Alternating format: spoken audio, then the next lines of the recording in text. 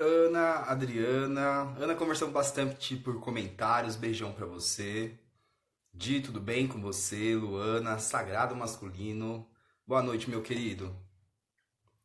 Vamos chamar aqui o Fá. A semana foi uma semana inteira de lives aí, vocês participaram bastante. Gratidão, Lu. Tudo bem com você, querida? Vemota. E aí, Fábio, tudo bem? tô de Nando Reis Harebo hoje, tudo bem? Tudo bem, você parece bastante Lando Reis, né, cara?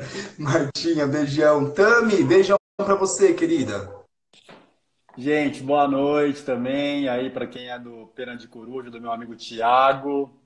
Para quem é da minha rede, o Tiago, marcamos de fazer a live para a gente falar um pouquinho do meu trabalho e do dele também, que eu já ouvi falar que ele faz um trabalho maravilhoso. Fiquei sabendo aí de umas leituras de tarô, de chakra, que eu achei muito A gente faz legal. um mix, Então, né? Faz um mix de espiritualidade, leitura de chakra, metafísica, coloca no bolo e deixa a pessoa aí tentar se descobrir, né? A gente tem que trabalhar isso, né? Tem que trazer um pouco de ansiedade e um pouco de conforto ao mesmo tempo. A gente não pode fazer os dois, né? não Mas a dá. gente brinca com os dois.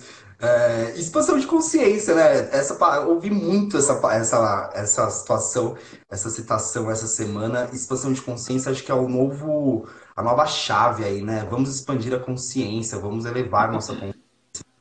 E aí tem tudo a ver com o seu trabalho também, né?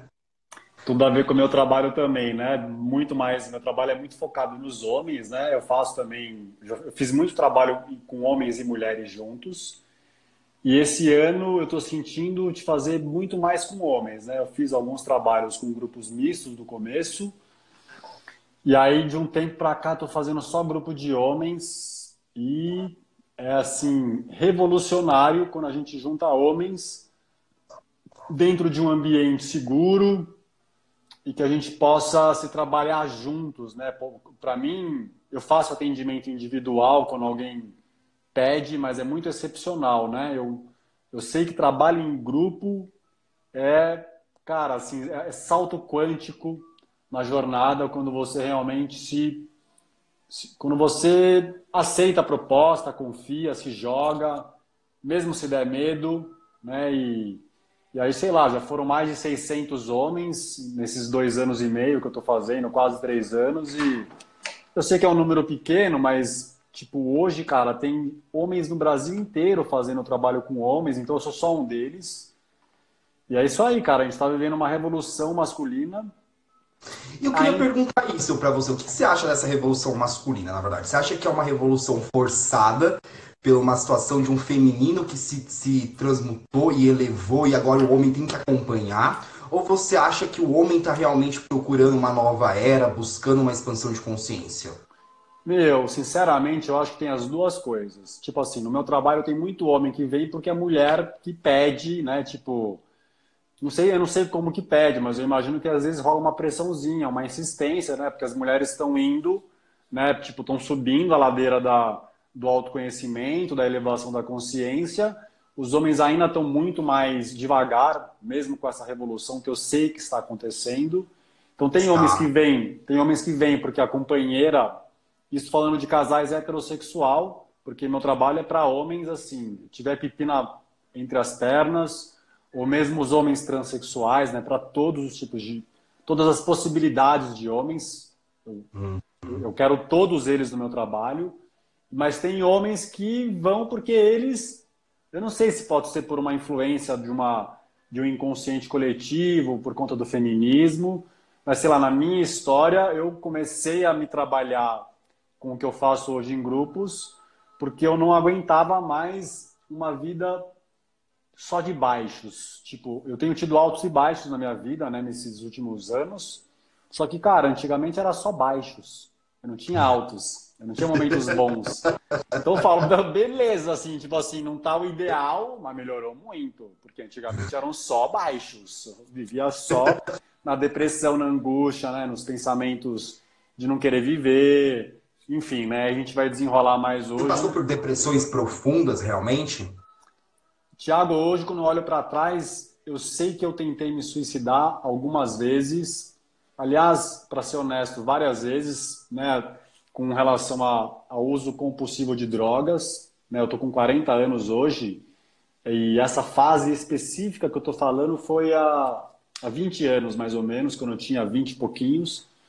Foi minha época de ir em raves, de festas de música eletrônica, né? Eu não tenho nenhum problema moral com drogas, mas eu sei que quem está usando drogas, eu acredito nisso com convicção, é porque está procurando amor e está procurando também anestesiar as dores, né? É uma mistura de anestesiar a dor e, no fundo, para ver se encontra a luz interna. Então, e assim, eu era hardcore, assim, né? Não era usuário recreativo, eu era realmente compulsivo e eu tenho certeza absoluta que teve umas 2 ou 3 situações que eu não morri porque realmente por causa da missão. Porque eu lembro de momentos Uhum. que eu achei que eu estava morrendo e eu senti coisas que eram sintomas de tipo de estar morrendo, mas acho que vinha uma luz e falava, ó, segura mais um pouco que você tem um trabalho importante aí pela frente. E como que é a associação dessa depressão à masculinidade tóxica? Como que você faz essa associação? Porque é interessante, né? Porque a gente sabe que a depressão feminina ela é diferente da masculina em muitas situações, porque o homem não consegue jogar isso pra fora, né? Então ele vai se morrer, vai morrendo por dentro, né? Parece como se fosse aquelas maçãs que você dá pra doentes, que ela vai apodrecendo por dentro e depois quando você vê ela já tá toda podre, né? O feminino ainda consegue um pouco mais falar para os outros que tá sofrendo, procurar alguém. O masculino, nem ir no psicólogo ele consegue ir, porque às vezes ele não deixa, né? Ele não se deixa ir no psicólogo, né? É porque não aceita que precisa de ajuda, né? Porque quem precisa de ajuda é porque tem vulnerabilidade, porque tem fragilidade. Então, o homem, eu vou chamar de o homem padrão tóxico, né? E a masculinidade tóxica é uma construção social, só para ninguém se sentir julgado aí que estiver assistindo a gente. Então, como o cara, né, ele acha que quem precisa de ajuda é a pessoa fraca. A gente aprende que pessoa fraca é a mulherzinha e os homens gays, né? Isso é o que está no inconsciente coletivo, é o que se fala da mulherzinha, do bichinha, né? Quantos homens que eu já ouvi que sofriam bullying com isso, né? E o pior é porque essas palavras vêm como xingamentos, né? Então já começa a criar uma separação, começa a criar misoginia, começa a criar misoginia. Nenhum homem nasce assim, né? É só olhar para os bebês. Por isso que eu falo sempre disso, né, nos meus textos, que eu não falo para julgar os homens, mas eu falo para trazer consciência sobre a raiz do problema, né? E a masculinidade tóxica, cara, tipo, eu achava que a minha história era, mas eu achava que eu tinha tido azar assim com meu pai. E aí depois de 600 homens, eu descobri que a minha história é muito comum, né? A minha história é uma história forte, assim, tipo, o clímax da minha história, da minha construção tóxica, é que com 3 anos, quando eu chorava com medo do bicho-papão à noite, na hora que eu ia dormir, meu pai não batia em mim, mas ele aparecia na porta do quarto com um chicote de boi e falava, engole o choro, senão vai ter, com uma expressão de ódio.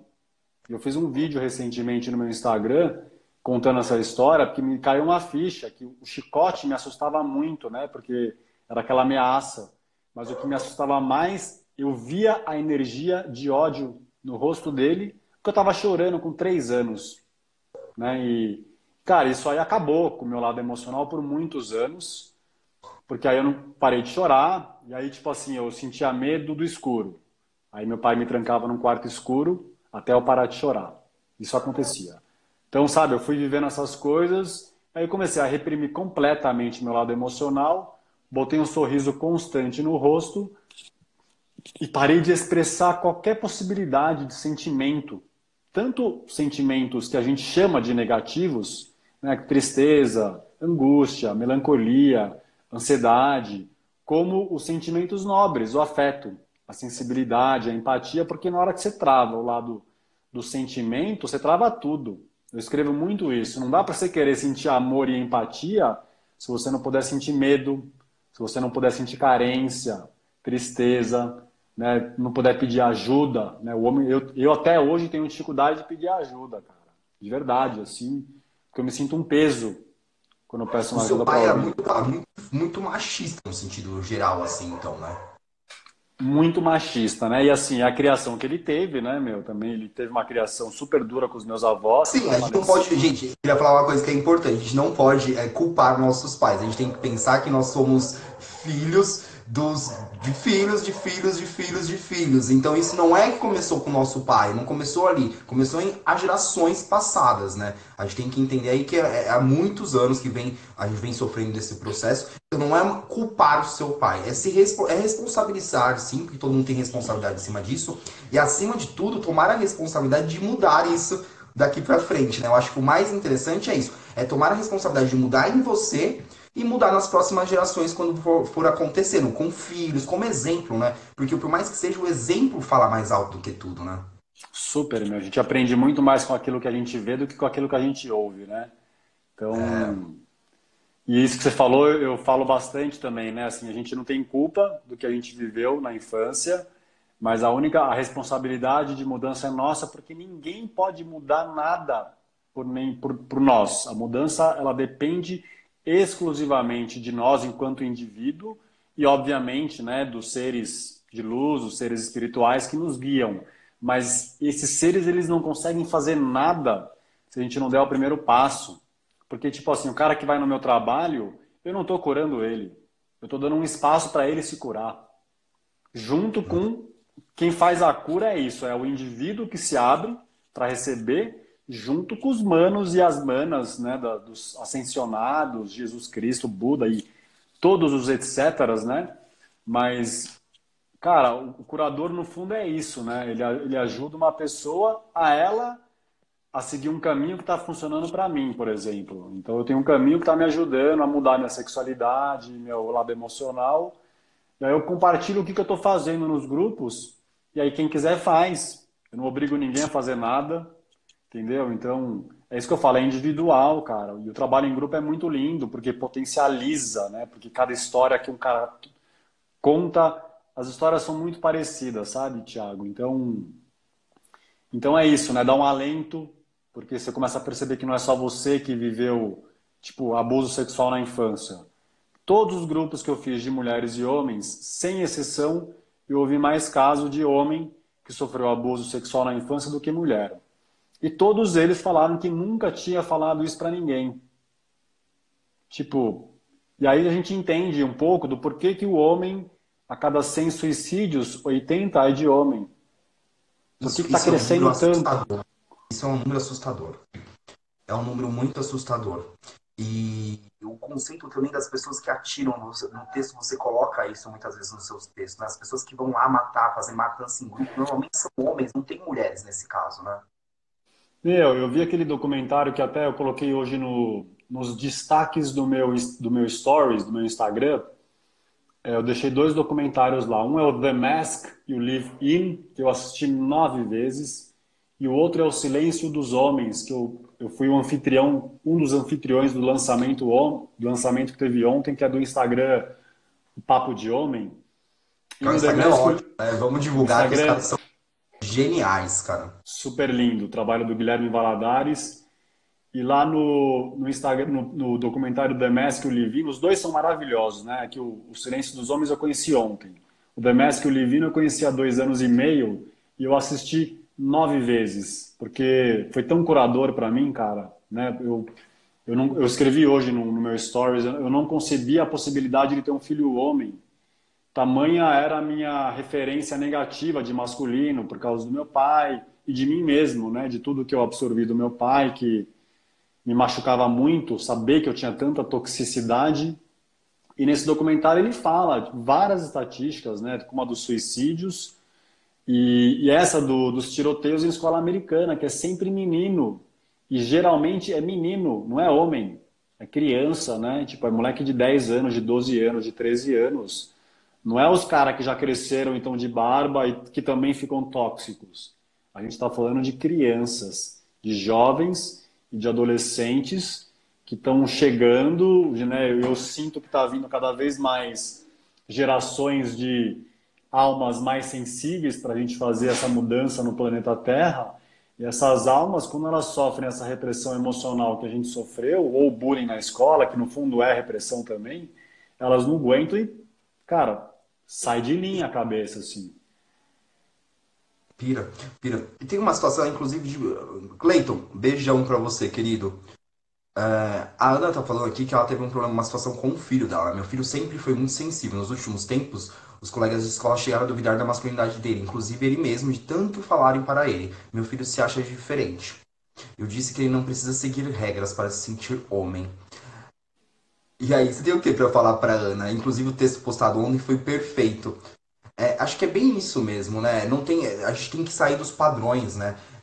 O bullying, na verdade, é uma defesa das outras crianças que passam por padrões nesse mesmo caso e elas não estão conseguindo sentir. Elas têm medo de sentir, têm medo de mostrar sua sensibilidade. E quando ela enxerga alguém que faz aquilo, aquilo causa um incômodo. E aí elas vão atacar ele, né? Porque ele consegue chegar num ponto de consciência que muitas vezes as outras pessoas não vão conseguir. Então ele acaba se tornando um estranho no ninho e ao mesmo tempo um efeito espelho, né? Que eu gosto muito de falar nas consultas de tarô. Quando alguém incomoda a gente, é aquilo que a gente precisa despertar ou mudar dentro da gente, né? Então o bullying é isso, né? A pessoa, tipo, um grupo de garotos principalmente vai entrar num processo ali onde eles não vão aceitar que aquela pessoa conseguiu se despertar um pouco mais. E aí eles vão atacar. E aí você está fazendo o correto, né? É trazer seu filho para a zona de conforto dele e não fazer ele se adequar ao restante, né? E com certeza concordo com você, concordo com a Ana nos pontos de vista. E uma outra coisa que eu faria se a Ana tiver a oportunidade, e se. Porque, cara, essa idade de 14 anos, Ana, né? A gente é muito vulnerável à opinião do outro no geral, né? É uma fase muito. Que tem muitas inseguranças, porque, né, a puberdade, a sexualidade está vindo à tona, né? E ele está vindo uma geração que realmente eu acredito que vai vir cada vez mais homens, né, meninos e meninas, e homens e mulheres que não vão se identificar nem com a heterossexualidade e nem com a homossexualidade de uma forma rígida. Vai ser gente que vai ser mais livre, que vai poder, sabe, transitar mais para assim, para poder se relacionar com pessoas. E claro que pode ser que tenha mais uma tendência hétero ou mais uma tendência homossexual. Agora, que é uma fase que a gente fica muito mais vulnerável à opinião dos outros, com certeza é. E aí, o que eu ia te falar, Ana, se você tiver possibilidade de trocar ele de escola. Só que assim, aí, cara, eu não sei onde que você mora, né? Porque a maioria das escolas tem esse ambiente. Mas, tipo, aqui em São Paulo, meu, tem escolas que tem uma metodologia um pouco mais livre. Então, eu fui fazer uma palestra recentemente numa escola maravilhosa que chama Teia Multicultural, que fica aqui do lado da minha casa, que eu conheço o dono, que os caras, tipo, os alunos vão super bem nas provas, tem todo o conteúdo do MEC, só que é de uma forma muito menos quadrada, é de uma forma muito menos da caixinha, sabe? E aí, cara, você vê, tipo assim, no colegial, que geralmente é uma idade que os meninos já estão muito mais rígidos, né, por conta do bullying da escola, tipo, os meninos andam de mãos dadas, se abraçam, se beijam, e eu tô falando de meninos que são heterossexuais.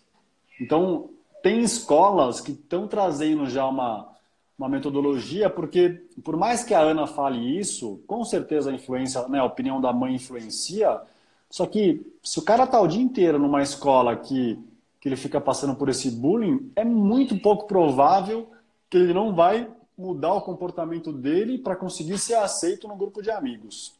Você não Sim, acha, Thiago? com certeza. A gente tende a se moldar a qualquer que a gente esteja.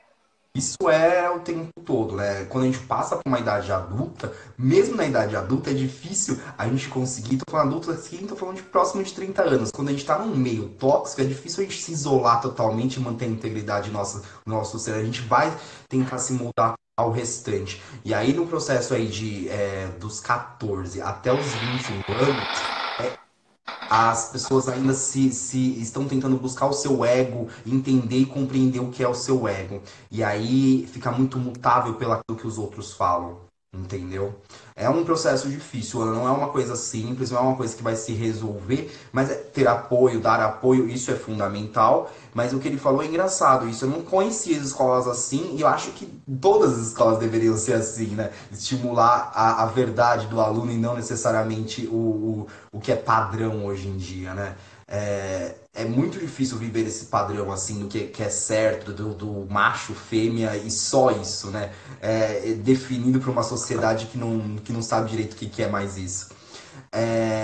Mas o seu apoio continua sendo fundamental, né? Como mãe, o apoio do pai se conseguir, o apoio ali da situação, e falar com os professores também em algumas situações, né? Não pode deixar sofrer o abuso disso. Acho que é fundamental a gente ter uma integridade. Eu estava olhando aqui para o lado direito, porque eu estou com o computador aqui.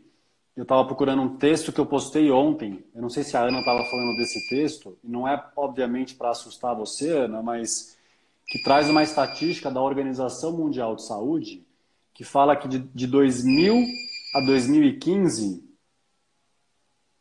aumentou 65% o índice de suicídios entre pessoas de 10 a 14 homens. E com certeza a maioria é menino, porque 80% é menino, né? Se quiser depois vai no stories que eu botei no destaques do meu Instagram e assiste o documentário, um dos dois, o The Mask You Live In ou O Silêncio dos Homens. Eu assisti, eu acho que o The Mask You Live In para mim foi assim um marco na minha vida, mas os dois são Eu não lindos, assisti né? nenhum dos dois, vou assistir, depois eu também vou deixar um depoimento aqui nos stories pra ficar legal, pra contar o que eu senti desse documentário, dos dois, inclusive.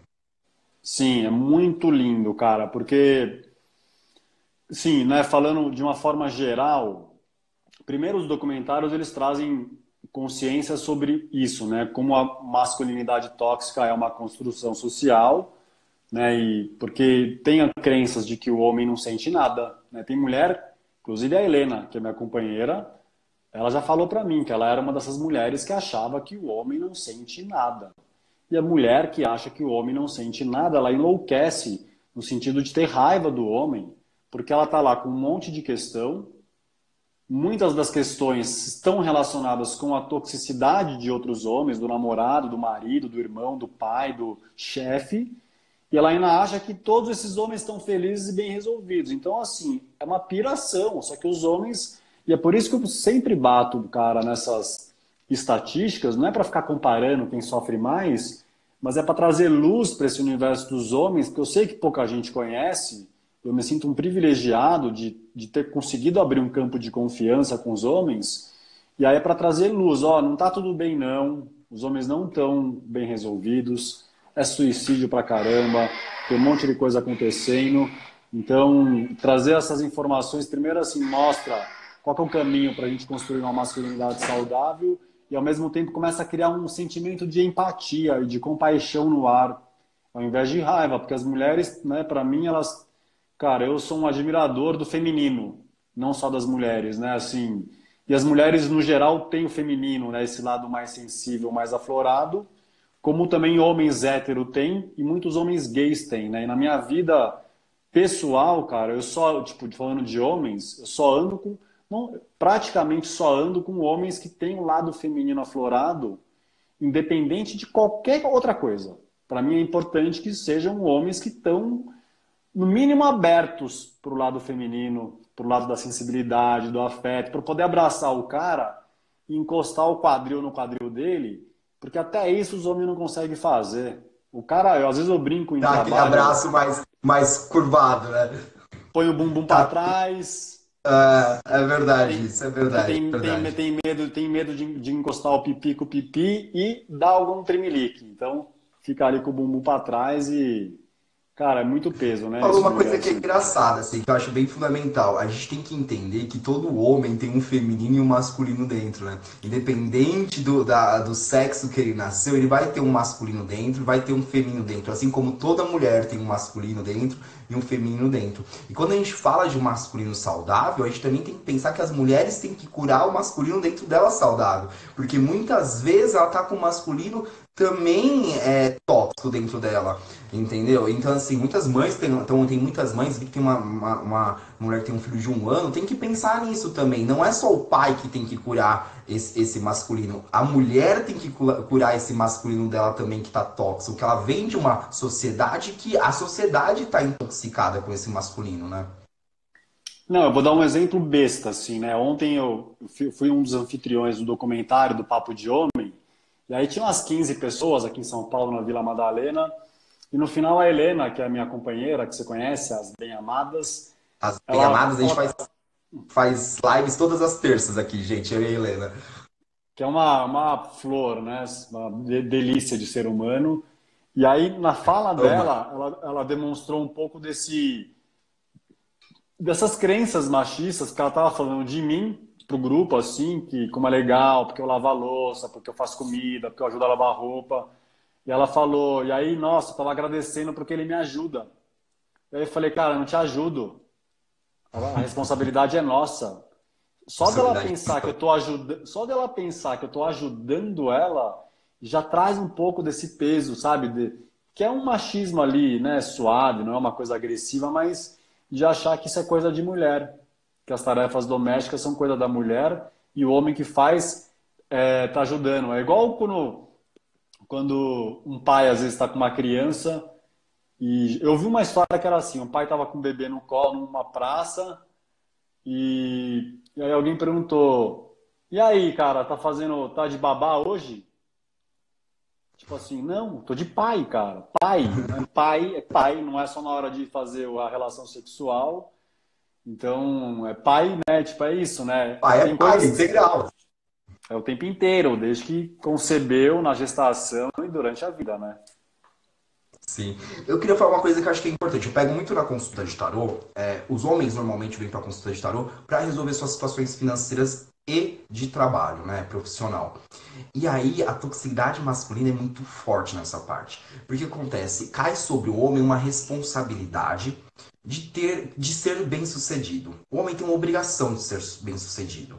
Ao mesmo tempo, isso cria alguns padrões de medo. Tá? Diferente da mulher, que ela tá ali no sentido, às vezes tem uma situação de que ela quer mostrar para o mundo que ela é capaz na parte profissional. Então ela é diferente do homem, que o homem ele tem a obrigação de ser bem-sucedido. A mulher já não, ela quer ser bem-sucedida para mostrar que ela é capaz. Então tem essa inversão de jogo, lógico que os dois são complicados e derivam de uma masculinidade tóxica. Tanto para a mulher, porque ela quer se mostrar que ela é maior que o homem, que ela pode ser igual ao homem, então ela quer se mostrar que é capaz. Tanto o homem que tem esse carimbo desse peso e dessa obrigação de ter que prosperar, ele é obrigado a ter uma prosperidade, e muitas vezes não é uma prosperidade por necessidade, é uma prosperidade por ego, na verdade, para mostrar para os outros que é capaz, que é foda, que o cara tem um carro do ano, o carro é bom, que tem uma casa boa, que sustenta a família, sabe essa situação? Isso traz um peso muito grande. Eu quero saber como que você lida e aconselha as pessoas nesses grupos, porque provavelmente tem muito problema com isso. Isso aí para mim deriva também, né? Eu acho que hoje nas famílias, acho que para mim a grande parte, o homem e a mulher estão, eu não sei se é na grande parte, mas acho que a tendência é cada vez mais o homem e a mulher, né, irem trabalhar e dividirem as Hoje, as responsabilidades. estatísticas falam que acho que 60% dos arranjos de família já são mulheres, tá? Olha que legal, essa é uma notícia ótima. 60 ou Mas 55% eu sei que elas são maiorias já que homens, então, mesmo ganhando menos, tá? uau, que legal, que bom saber, não sabia disso. Mas só que mesmo assim o homem é criado, né? Tipo assim, dentre aquelas coisas que a gente aprende que são obrigações do homem, né? Assim, tipo, ser homem é ser o provedor. Então, se você não Sim. tá conseguindo ser o provedor, cara, você coloca a tua vida em xeque, né? A tua personalidade em xeque, a tua hombridade. Você coloca ela em xeque porque vem a sensação do fracasso, né? E a gente aprende que sucesso está relacionado com dinheiro. E tudo bem o dinheiro, super bem-vindo, mas o sucesso tem que estar relacionado com a felicidade, né? A gente tem que sair Sim. do produto interno bruto e caminhar para a felicidade interna bruta, cara. Que tem um país, acho que é o Butão, sei lá, um país aí que eles criaram felicidade interna bruta para ver sabe, os países que são mais felizes. Mas o lance do homem, assim, o que eu aconselho o homem que me traz isso é primeiro assim, ele saber que tá tudo bem ele se ele não estiver conseguindo, que ele pode dividir a responsabilidade com a companheira ou com o companheiro. E o mais importante é para ele abrir isso, para ele não ficar guardando isso, porque o grande lance é quando o cara sofre em silêncio. Eu acabei de escrever um texto sobre isso, que quase todos os homens estão sofrendo em silêncio e por isso tem tanto mais suicídio de homem do que de mulheres, porque o homem não fala nada. Generalizando, né? Tem homem que fala, Até mas numa conversa de amigos no bar, por exemplo, a mulher vai falar dos problemas dela e o cara vai lá e vai contar vantagem. Existe uma diferença muito grande nisso, né? Por mais que numa roda de amigos, ali num bar bebendo, num happy hour, a mulher consiga se soltar um pouquinho mais, ela não vai achar a solução da vida dela, mas pelo menos ela está expressando a dor dela. O homem, ele não vai conseguir expressar a dor dele, ele vai ali, vai contar a vantagem, o que ele conseguiu, as conquistas, às vezes inventar umas coisas que não existem, tanto nas situações sexuais quanto nas situações financeiras, e ele não consegue expressar essa verdade, né? Eu acredito que uma das grandes viradas que a gente vai ter enquanto sociedade é a gente entender que vulnerabilidade não é sinônimo de fraqueza. Que a vulnerabilidade, na minha percepção, é o único caminho para a gente conseguir chegar no amor. Porque enquanto a gente fica renegando as vulnerabilidades, porque a gente aprendeu que é coisa de gente fraca, e ainda que a gente aprende que gente fraca é a mulher e o homem gay, o homem hétero começa a usar um monte de máscara, não abre nada nem com os amigos do bar, cara, para mim essa chance é quase zero, e nem nas terapias, porque é como você falou no começo, às vezes o cara não procura. Então, assim, é entender que vulnerabilidade não é coisa de gente fraca. Vulnerabilidade é coisa de gente. Né? E conforme a gente vai tirando as máscaras que a gente usa para esconder as vulnerabilidades e a gente começa a apresentar o nosso lado vulnerável, a gente tem a chance de começar a curar essas nossas vulnerabilidades e conforme a gente vai curando elas, as angústias, os medos, as dores, a gente vai chegando mais perto do nosso ser divino, espiritual, da alma, que é um pedaço desse negócio invisível, onipresente e onisciente que a gente chama de Deus. Né? Sim. Então, eu acredito que o propósito final de todo ser humano, o propósito final é a iluminação espiritual, que provavelmente vai acontecer depois de N encarnações. E para a gente chegar nessa iluminação espiritual, que nada mais é do que uma expressão desse amor incondicional, que é o nosso ser, a gente tem que, em algum momento, aprender a abraçar as nossas vulnerabilidades, falar sobre elas, porque aí as coisas vão ficando mais leves. Eu falo isso por experiência própria. Primeira vez que eu contei do meu pai com chicote, ameaçando me bater, Thiago, eu tremia igual bambu. Hoje em dia eu falo em live, ainda me dá um pequeno desconforto, assim, de... Só que eu acho que o desconforto que eu estou tendo hoje é de ter compaixão por mim com 4 anos. É de olhar Sim. para mim lá, com meu pai no chicote, e falar, cara, realmente foi difícil pra caramba. E aí eu começo a despertar um outro sentimento por mim mesmo. Sim, é recuidar da sua criança interior, né? É fazer o carinho da criança interior. É engraçado, isso é engraçado mesmo. E isso, você falou de uma coisa engraçada do amor e de poder falar que você tem, que você é frágil, entendeu? Em algumas situações. Poder falar que a gente tem. Porque se você levanta a barreira o tempo todo, é impossível você amar de verdade, gente. Se a gente tá com todas as nossas barreiras o tempo todo levantadas, e ali cabe para homens e mulheres, a gente não tá falando de masculinidade, não. A gente tá falando de todo mundo, porque tem muita mulher que se machucou muito em relacionamentos, ou na vida, ou com família, e começa a levantar essas barreiras demais. E aí vai criando aquela proteção, aquela casca, e não consegue nunca mais amar. Mas o problema é que, no final das contas, começa a secar esse amor, né? O coração vai endurecendo, entendeu? Pensa que no coração espiritual é o mesmo músculo, é como se fosse um reflexo desse músculo, né? Nosso chakra cardíaco. E se você não consegue, se você está tão endurecido, tão cheio de proteção, o coração começa a bater devagar também, entendeu? E aí é difícil amar qualquer coisa, né? Exatamente. E aí a gente vai para situações de amor fake, né? Posse, ciúmes, sei lá, tem várias situações aí de amor fake. E aí a gente começa a ter relacionamentos não saudáveis. O primeiro relacionamento não saudável que vai ter nesse sentido é com você mesmo, porque você não consegue ter amor próprio, não consegue se gostar do jeito que você é, porque você tem que chegar o tempo todo num padrão de ego ali da sociedade, você não aceita quem você é dentro de verdade. E aí você também não consegue ter relacionamento com as outras pessoas, né? Os relacionamentos de amizade são relacionamentos muito rasos, são relacionamentos ali de oi, tudo bem, quero mostrar meu ego. Os relacionamentos com a família acaba sendo muito mais um relacionamento de fuga. Isso acontece muito, a gente fugindo da nossa própria família. E aí os relacionamentos íntimos vai piorando e o sexo vai piorando, né? Eu sei que sexualidade acaba sendo um dos seus padrões de trabalho bastante, e a gente tem sexos aí que são situações completamente desgastantes para as duas pessoas, né? É muito mais gastar uma energia do que você se trocar energia de verdade, né? Porque o sexo é uma magia de trocar energia com o outro, trocar intimidade, se reabastecer e reabastecer o outro ao mesmo tempo, né, de energia. E aí acaba sendo só um gastar de energia. É complicado isso. O homem muitas vezes tem uma sexualidade totalmente distorcida e a mulher também tem uma sexualidade travada. Então, isso junta aí sexos horríveis nesse mundo, gente. E aí a gente tem relacionamentos ruins, sexo ruim, padrão de pensamento ruim e pessoas que não se amam. A gente não ama as outras pessoas, cara. É muito engraçado isso. E eu tô falando, a gente, porque todos nós, eu, o Fábio, a gente tá derrubando nossas barreiras internas também. Falar que é vulnerável não é fácil. Falar que você está ansioso, que você está triste, que você está num momento de crise. O autoconhecimento, o tempo todo, ele traz um processo de subidas e descidas, porque vai ter momentos que você vai ter que encarar sua sombra, vai ter que encarar que você não é perfeito, vai ter que encarar que você tem pontos a melhorar. Isso dói, dói demais. Dói demais você cair ali e falar assim, putz, eu tenho que melhorar isso, eu não consigo atingir isso ainda.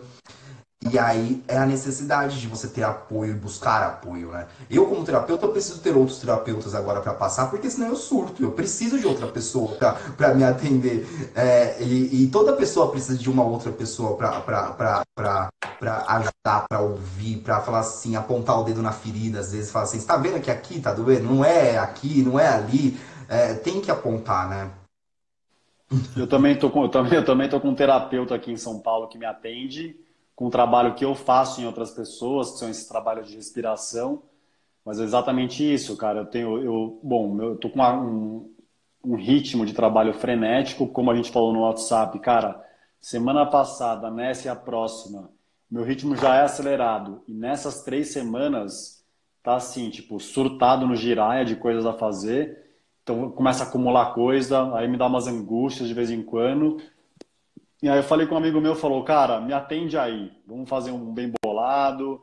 Aí ele tá me atendendo com os trabalhos de respiração, porque se a gente fica só acumulando, e a gente que é terapeuta, né, a gente, eu falo pelo menos por mim, né, tipo, eu tenho dificuldade ainda de conseguir não absorver aquilo que vem das outras pessoas, né, porque eu mexo muito com as vulnerabilidades, com as sombras, né, com as coisas que incomodam, com dores, e aí é isso, eu também fico às vezes nessa gangorra de altos e baixos, né? Tipo, acho que é legal a gente falar isso, porque deve ter gente que acha que terapeuta holístico é o suprassumo da felicidade, que se iluminou, tá vivendo de luz e não e fica E tipo não, assim, fica meditando, levitando o dia inteiro que nem o Buda. Não, não é bem assim. Então, se todo mundo precisa, como você falou, e aí, nesse processo de autoconhecimento, né, dessas dores que começam a vir à tona, tipo, quando as dores começam a vir à tona, é um bom sinal, porque são processos de cura que estão acontecendo, e é a dor da cura acontecendo, e às vezes dói, porque a gente tem que lidar com alguma energia interna que a gente está identificado, né? Então, ela começa a vir à tona, a gente começa a sentir essa dor, mas é porque a gente está podendo, trazendo luz para esse lado do nosso subconsciente, né? E para mim o sentir é o caminho da cura. A gente tem que sentir aquilo que está doendo dentro de nós, que está incomodando, as angústias, e não fugir disso. E aí quando a gente sente essas coisas, dói. Só que é melhor isso do que, por exemplo, eu, tipo, há uns 10 anos atrás, cara, eu não sentia nada. Eu estava completamente congelado achando que eu estava bem. Só que eu trabalhava ainda no mundo corporativo e trabalhei em grandes empresas, cara. E, tipo, nas fases que eu estava mais relaxado, eu fumava só um baseado à noite. Quando eu não estava, eu fumava um baseado de manhã, antes de ir para o trabalho ou na hora do almoço. E eu, pelo menos, né, dentro de mim, eu sabia que eu fumava como um anestésico. Mas eu não sabia o que eu estava anestesiando, porque eu estava completamente congelado, com um monte de máscara, por conta da infância difícil que eu tive com meu pai. E aí eu comecei a me aprofundar dentro de mim, porque eu falei, há 3 anos eu tive o pensamento, eu vou morrer antes dos 40. Ou foi um pensamento assim, eu não passo dos 40. Eu tô com 40 anos agora, eu nunca torci tanto para fazer aniversário, para falar, não, passei dos 40, porque foram 37 anos, e sempre com um sorriso no rosto, no social, e quase sempre, cara, com muita baixa autoestima, cara, com muito falta de amor próprio, sempre me achei muito lixo assim mesmo, assim, cara. Eu sabia que eu tinha uma luz, mas para mim essa luz não tinha valor nesse mundo que a gente tem hoje, porque eu sentia uma bondade em mim de verdade, por mais que eu tinha, puta, meu, de sexualidade assim, também é uma coisa que dá para falar muito, né? Não sei se vai dar tempo hoje, mas a minha sexualidade super distorcida. Então eu sentia culpa que eu cresci junto com mulheres, né? E como heterossexual eram distorções nessa visão objetificada, para resumir, com relação ao feminino. Só que eu vivia com um sorriso. Calma que eu acho que o Fábio... Vocês estão ouvindo o Fábio ou só eu que não tô ouvindo? Oi. Agora tô te vendo. Ouvindo não.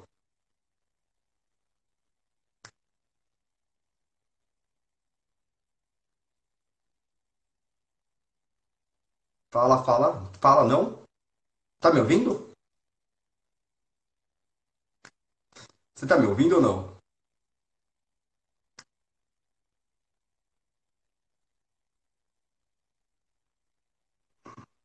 Oi? Tá me ouvindo ou não? Só vendo eu também. Ô Fábio, tá me ouvindo? Se estiver me ouvindo, eu vou te fechar.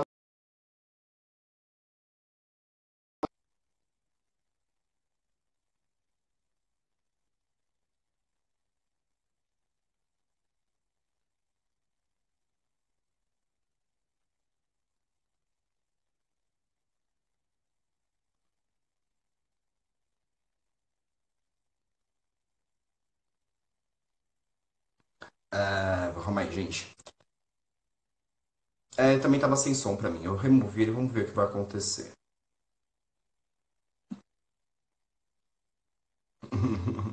Aê, Fábio, ele voltou, gente.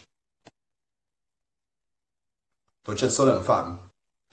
Mas isso é engraçado, né? A dificuldade da gente sentir o outro, de saber o que tá acontecendo. É engraçado isso. Aê! Acho que foi minha internet. Eu botei agora o 4G aqui, porque acho que o Wi-Fi deu uma pifada. Aê, aê. Ô, Fábio, deixa eu perguntar. E aí, assim, a gente para de sentir, a gente não tá sentindo, e a gente acha que tá tudo bem. E como foi encarar? Porque que acontece? Muitas vezes a gente faz o quê? A gente parou de sentir, não estamos mais sentindo, e a gente coloca uma pedra naquela coisa. Eu tenho raiva de uma pessoa, eu tenho mágoa do meu pai, eu tenho medo do meu pai, porque às vezes a gente pode estar com 60 anos, seu pai já até morreu, e você continua com medo do seu pai e um respeito a uma pressão social que ele botava. E aí o que acontece, na verdade, é que a gente tem que entender que essa pedra não é uma resolução do problema. Eu vou ter que encarar isso, né? Eu vou ter que arrancar essa pedra e não sentir esse medo, entender que ele é pequeno e às vezes ele vai me doer, ele vai ficar maior que eu em alguns momentos, às vezes vai vir uma raiva, né? Porque a gente vai passando por esses processos. Não é pecado, né? Porque a gente tem muito esse conceito de pecado ainda na cabeça e é pecado sentir raiva do meu pai, é pecado sentir mágoa dele, né? E a gente se culpa por isso também, né? E pecado, né? Eu tenho uma relação tipo de guru, de mestre com Jesus Cristo, embora eu não tenha relação com nenhuma igreja, respeito quem vai nas igrejas, não tenho nenhum problema, minha família é católica. E quando você começa a estudar, né, as espiritualidade, autoconhecimento, você vê que os mestres espirituais todos falam a mesma coisa de formas diferentes. E uma das coisas básicas que eles falam é que a gente colhe aquilo que a gente planta.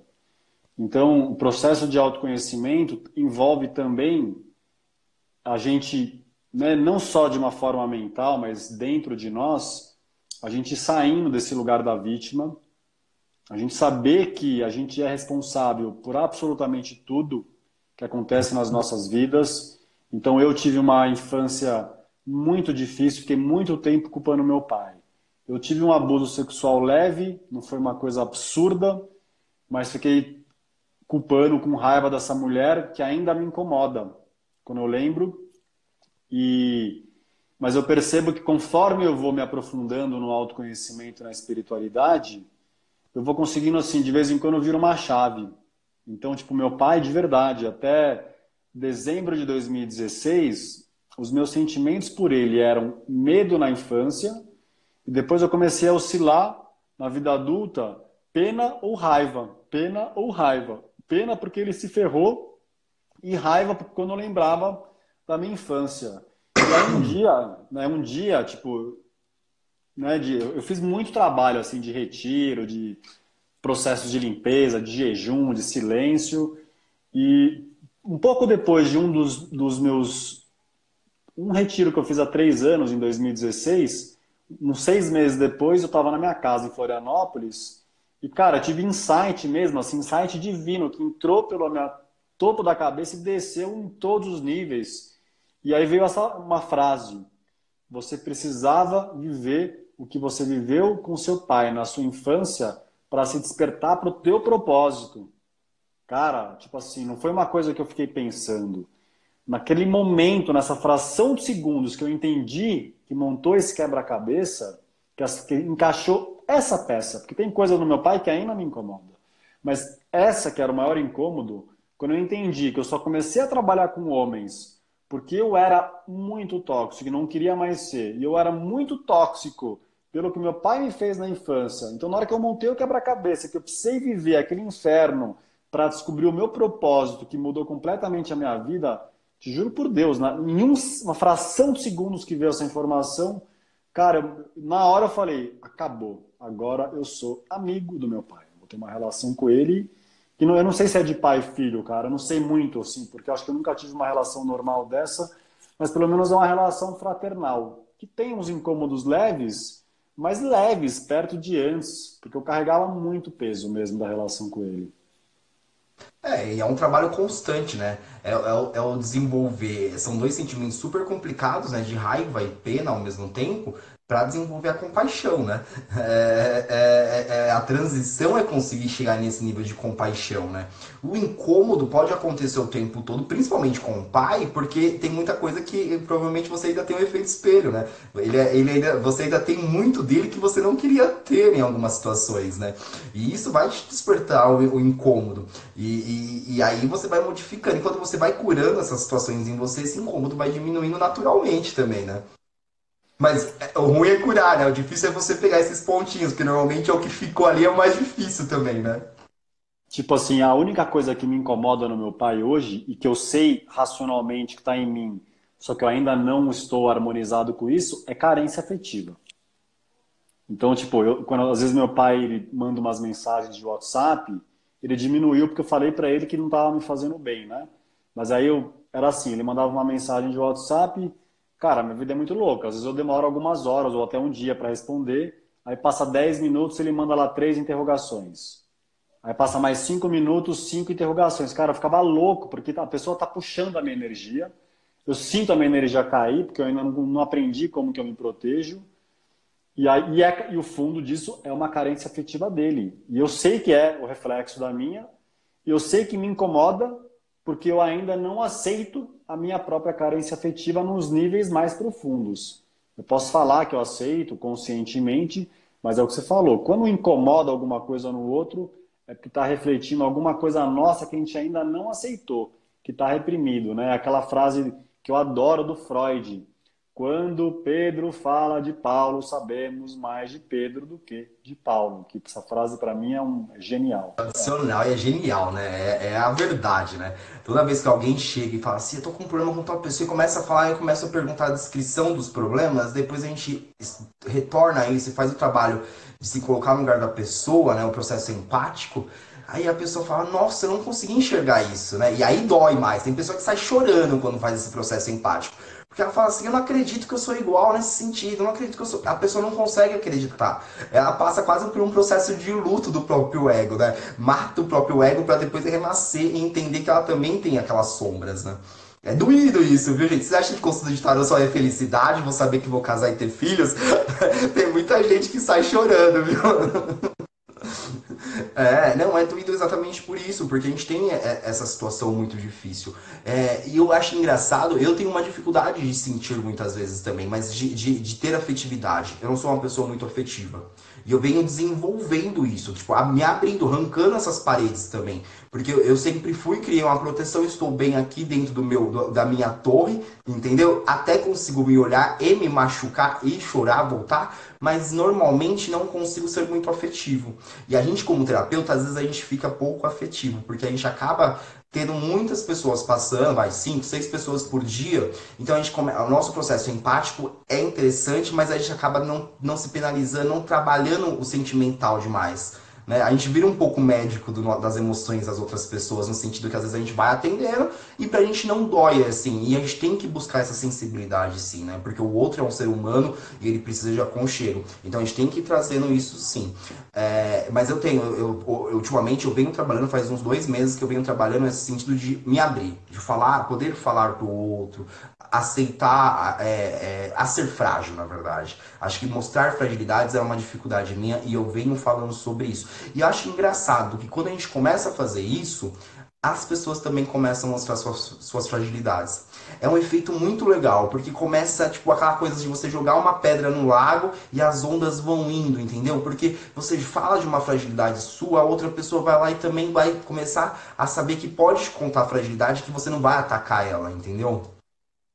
E eu Isso acredito que e eu acho que tá todo mundo desesperado para abrir todas as fragilidades, porque quando a gente fala, a gente começa a botar para fora, né? Na palestra um bate-papo que eu tive ontem depois do documentário, eu falei, gente, aqui é um chakra. A gente não nasceu com um chakra da comunicação só para falar de futebol, de política, de compra, de roupa, de não sei o quê, de pornografia, de dinheiro, de trabalho. Não, cara, a gente nasceu com isso aqui para falar toda a nossa verdade, né? Porque o processo de falar, né, e a verdade, né, trazendo consciência crística, né? Falou lá o mano que teve aqui há 2019 anos, que para mim foi o cara mais louco que teve aqui nesse planeta, no melhor sentido, porque eu amo e reverencio Jesus Cristo demais. Ele falou: a verdade nos libertará. E essa verdade que ele fala é essa verdade aqui. Só que para a gente chegar nessa daqui, a gente tem que falar e trabalhar as verdades que a gente considera que não são positivas, que são indesejáveis. A gente tem que abrir.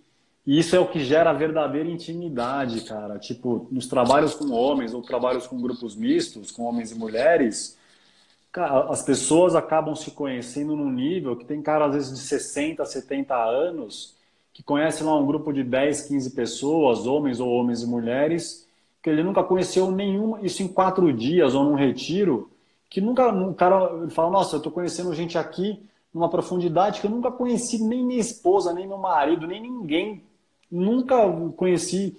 E essa intimidade é que vai quebrando também essa dificuldade que a gente tem às vezes de ser amoroso, porque a gente consegue ter uma intimidade, a gente se revela, a gente percebe que a gente pode ser acolhido com a nossa integridade, né? Com tudo que a gente está trazendo, não só com a nossa luz, mas também com a nossa sombra.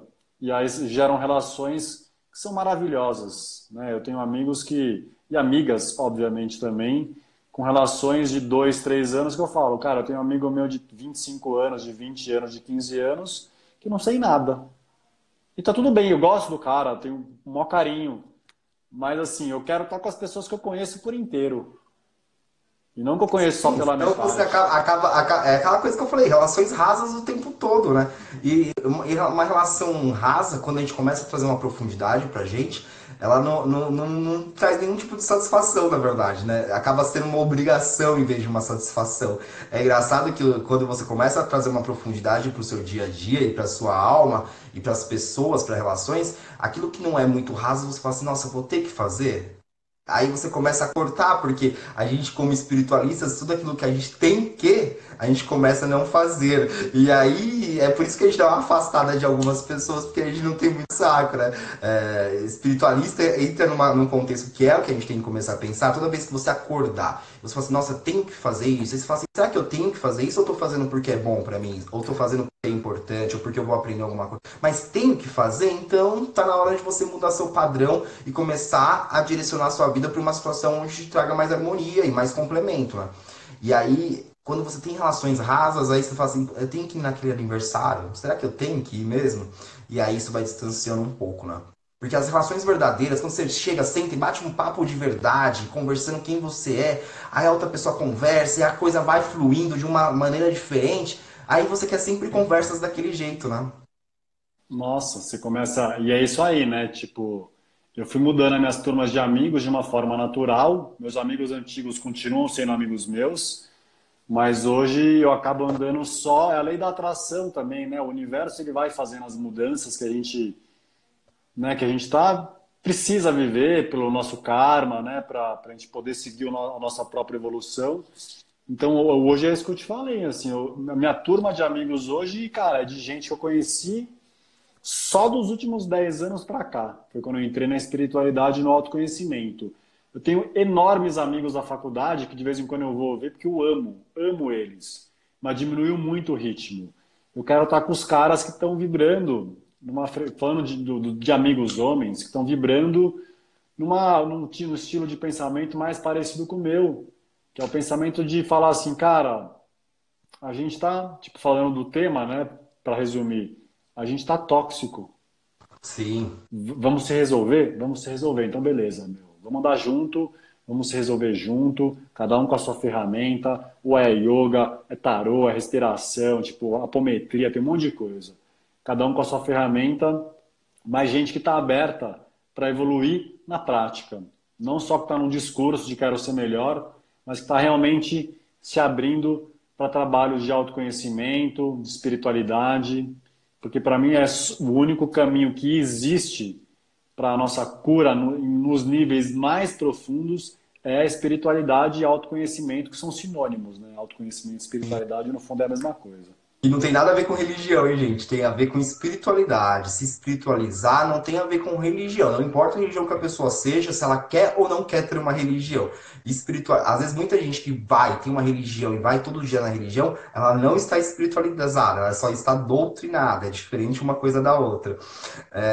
Então, assim, tem que fazer essa separação. Lógico que tem pessoas que vão numa religião e conseguem se espiritualizar. Mas é muito do indivíduo. Mais uma vez, é importante a pessoa fazer. Né? No meu trabalho, muita gente, que eu tenho uma cliente minha que fala assim, ah, Thiago, eu te mandei mais uma amiga, porque eu mando pra você, eu sei que você resolve a vida das pessoas. Mas eu não resolvo a vida das pessoas. Gente, o que eu faço é direcionar pra ela se entender. E quando ela começa a se entender, a vida dela começa a direcionar.